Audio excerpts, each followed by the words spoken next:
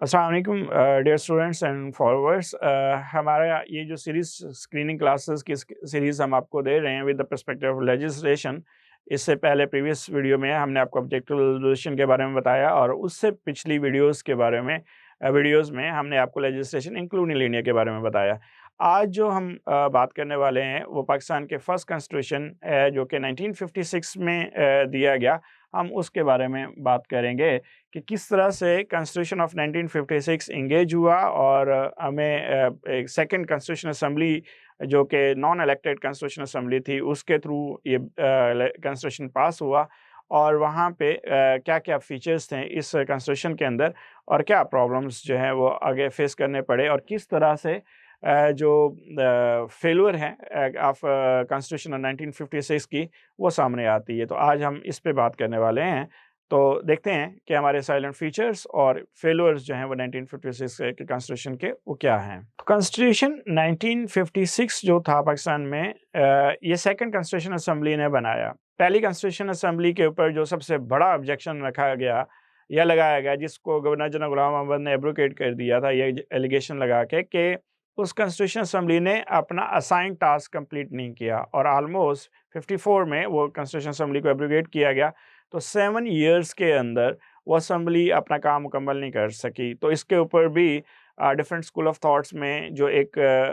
बड़ा फ़ेमिलियर रहा वो यही था कि लियाकत अली खान साहब का फेल्योर था कि वो अपनी असेंबली के अंदर लेजिस्लेशन प्रोसेस को इतना स्लो लेके चले कि फाइनली वो कामयाब नहीं हो सके कॉन्स्टिट्यूशन मेकिंग में। और इस कॉन्स्टिट्यूशन मेकिंग में जो डिले है वो उसका बेनिफिट जो है वो डिफरेंट ओपिनियंस के मुताबिक ये है कि ब्यूरोक्रेसी को गया और उसके बाद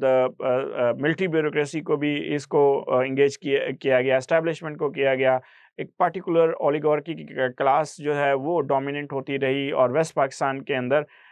जो पंजाब और जो माइग्रेटेड कंसर्न ब्यूरोक्रेसी थी, उन्होंने एक अपना डोमिनेंट रोल जो है वो प्ले करते रहे in the absence of the native constitution because 1956 तक जो हमारा मुल्क है वो एक्ट ऑफ 1935 में अमेंडमेंट जो हुई थी 1947 में उसके मुताबिक चलता रहा। तो उस कॉन्स्टिट्यूशन के मुताबिक जो रूलिंग क्लास थी वो लेजिस्लेटिवली या कॉन्स्टिट्यूशनली हमारे मास्टर थे and we are going to behave with us just like a slave. तो we are treated as a slave and they were treated like master to us according to that constitutions।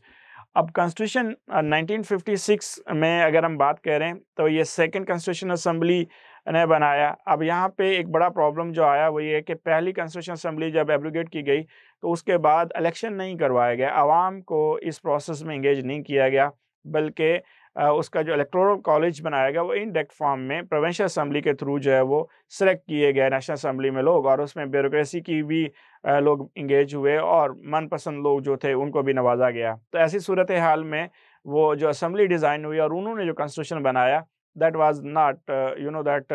As a stable concerning perspective जो कि हम आगे देखते हैं कि even 9 साल लगे इस कॉन्स्टिट्यूशन बनाने में, लेकिन हार्डली ये 2 साल 11 माह तक ही चल सका। तो जितने साल बनाने में लगे उतने साल ये इंगेज नहीं हुआ। आइए देखते हैं कि इस कॉन्स्टिट्यूशन के जो फीचर्स हैं वो क्या थे। पहली तो बात है ये रिटन कॉन्स्टिट्यूशन था, तो पहली बात ये ज़हन में रखें कि कॉन्स्टिट्यूशन अनरिटन भी होता है। हमारे यहाँ एक बड़ी एग्ज़ाम्पल है जो कि डेवलप्ड नेशंस में एंगेज होती है और ख़ुसूसन हम यूके के कॉन्स्टिट्यूशन के साथ बात करते हैं कि वहाँ पे अनरिटन और रिटन कॉन्स्टिट्यूशन दोनों एग्ज़िस्ट किए जाते हैं। अनरिटन कॉन्स्टिट्यूशन एक्चुअली क्या होता है, वो नॉर्म्स, वैल्यूज़, ट्रेडिशंस एंगेज होती हैं जो कोई भी एक अलाइव नेशंस का मतलब है जो हम देखते हैं कि डेवलप मॉरली हाईली ओन्ड जो मॉरल वैल्यूज़ को ओन करने वाली नेशन होती है, वो अनरिटन कॉन्स्टिट्यूशन के ऊपर भी चल रही होती है। जो उनकी ट्रेडिशंस हैं, जो उनके कस्टम्स हैं, जो उनके वैल्यूज़ हैं, नॉर्म्स हैं, उनको वो फॉलो करते हैं लाइक अ कॉन्स्टिट्यूशंस। तो ऐसे वो नॉर्म्स, वैल्यूज़, ट्रेडिशंस को हम अनरिटन कॉन्स्टिट्यूशंस की फॉर्मेशन देते हैं। जैसे कि यूके के जो कॉन्स्टिट्यूशन है वो बोथ फॉर्म में है, अनरिटन फॉर्म में भी है और रिटन फॉर्म में भी है। लेकिन हमारे यहाँ जो कॉन्स्टिट्यूशन है वो रिटन फॉर्म में, हम अनरिटन कॉन्स्टिट्यूशन को नहीं मानते। दूसरे लफ्ज़ों में हम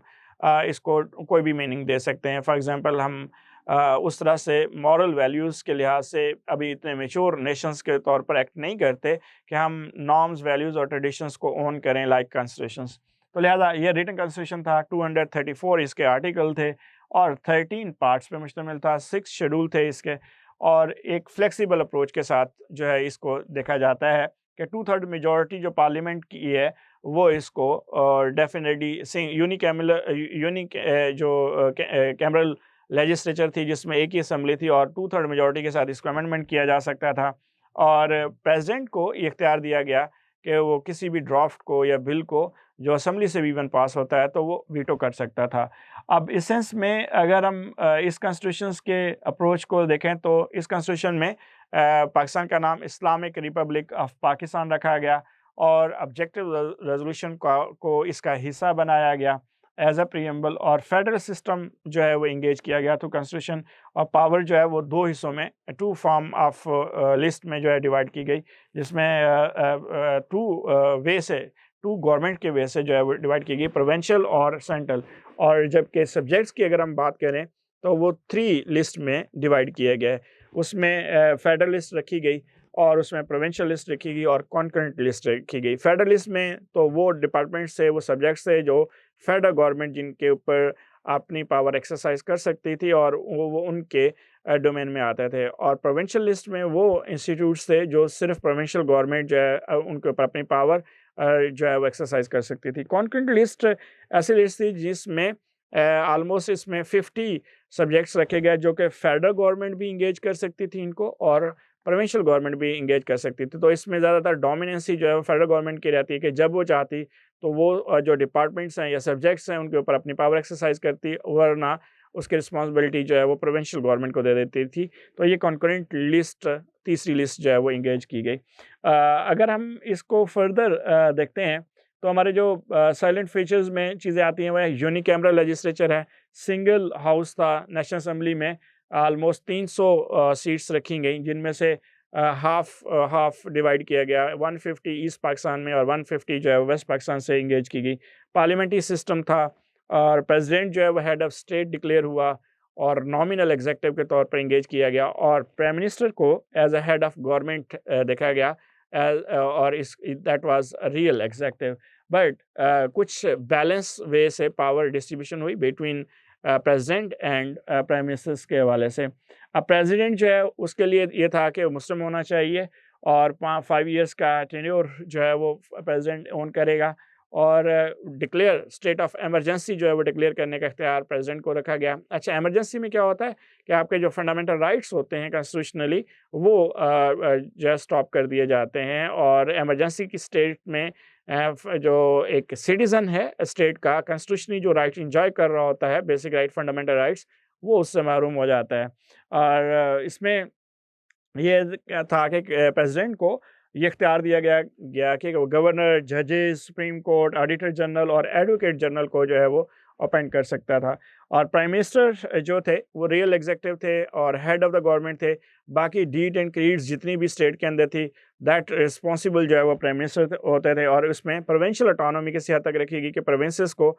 थोड़े से कंपैरेटिवली एक्ट ऑफ 1935 के मुकाबले में ज़्यादा इख्तियारात दिए गए और इस्लामिक लॉ की जो सुप्रीमेसी है उसको रखा गया कि जी कॉन्स्टिट्यूशन इस तरह से बनेगा कोई भी इस्लामिक प्रिंसिपल के अगेंस्ट चीज़ जो है वो इंगेज नहीं की जाएगी और यहाँ पे भी जुडिशरी जो है वो लाइक ऑब्जेक्टिव रेजोल्यूशन में जैसे कहा गया था कि जुडिशरी शुड बी फ्री, यहाँ पे जुडिशरी को जो है वो फ्री रखा गया कि वो किसी भी स्फीयर ऑफ इन्फ्लुएंस में या कोई डिपार्टमेंट के अंडर नहीं थी, दैट वाज अ इंडिपेंडेंट। और फंडामेंटल राइट्स की अगर हम बात करें तो इसमें फ्रीडम ऑफ मूवमेंट थी, फ्रीडम ऑफ स्पीच है, फ्रीडम ऑफ एक्सप्रेशन है और इवन यहाँ तक कि freedom of choose a profession है और इवन रिलीजन आप कोई भी ओन कर सकते हैं तो उसकी भी आज़ादी है, आपको राइट टू लाइफ है, लिबर्टी है, राइट टू लिबर्टी है और even sense of security with the perspective of life, liberty and property जो है वो गवर्नमेंट की रिस्पॉन्सिबिलिटी रखी गई। लैंग्वेज में यहाँ पे जो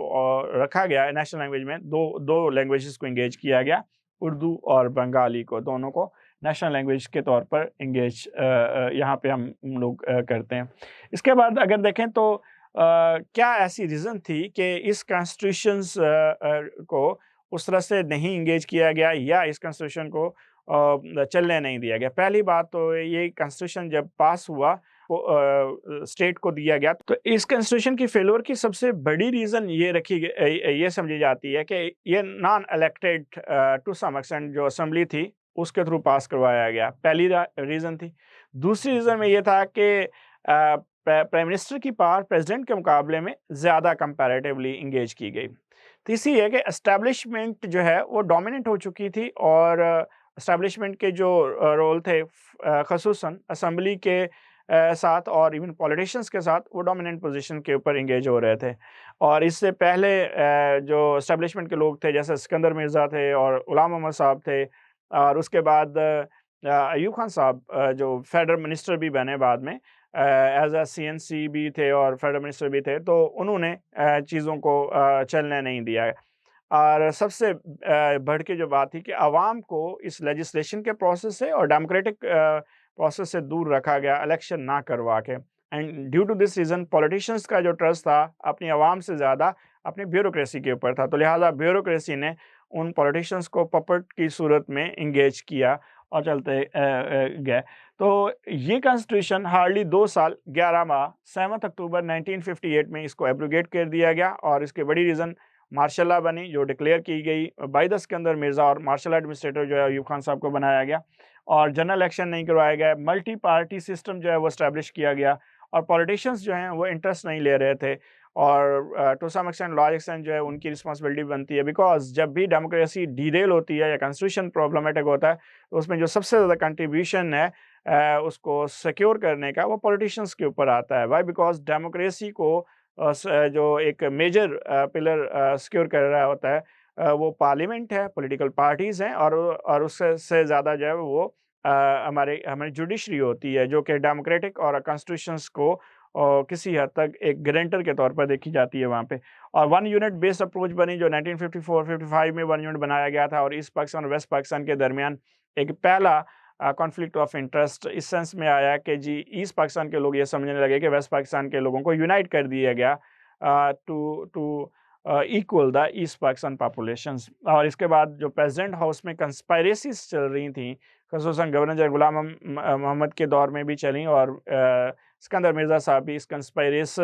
कंस्पायरेसी की जो रेस थी वो उसमें इंगेज होते रहे और उन्होंने इस पार्लियामेंट्री फॉर्म ऑफ गवर्नमेंट को और इस कॉन्स्टिट्यूशन को चलने नहीं दिया एंड फाइनली सिकंदर मिर्ज़ा और अयूब खान साहब का जो गठजोड़ था वो डोमिनेंट पोजीशन पे इस हद तक आ गया कि वो कानून जो 9 साल तक नहीं बन सका उसे 2 साल 11 माह की कलील मुद्दत के अंदर जो एब्रोगेट करके मार्शल लॉ लगा दिया गया और यहाँ पे फिर खुल के मिलिट्री ब्यूरोक्रेसी की जो एंगेजमेंट है उनको रखा गया। आज की इस वीडियो में हमने जो आपको बताने की कोशिश की वो ये थी कि 1956 का कॉन्स्टिट्यूशन किस तरह से अप्रूव हुआ, एंगेज किया गया और उसके फीचर्स क्या थे और उनके फिर हमने फेलियर की कॉजेज़ देखी कि वो फेल क्यों हुआ और बाद में मार्शल लॉ क्यों लगाया गया। इसके बाद जो हमारी अगली